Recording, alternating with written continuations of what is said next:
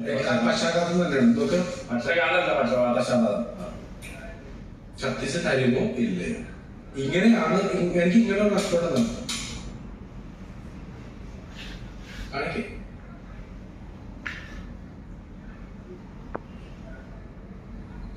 നോക്കി പഠിപ്പിക്കണം. അല്ല, ഇത് അങ്ങനെ നോക്കിയതാണ്. ഒരു വികാരം ചെയ്തപ്പോൾ എനിക്ക് അങ്ങനെ നിൽക്കുന്നത്.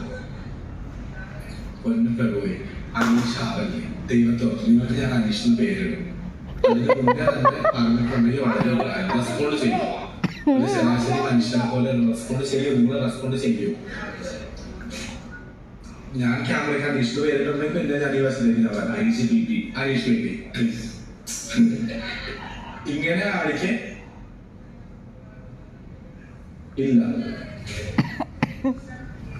അതെ,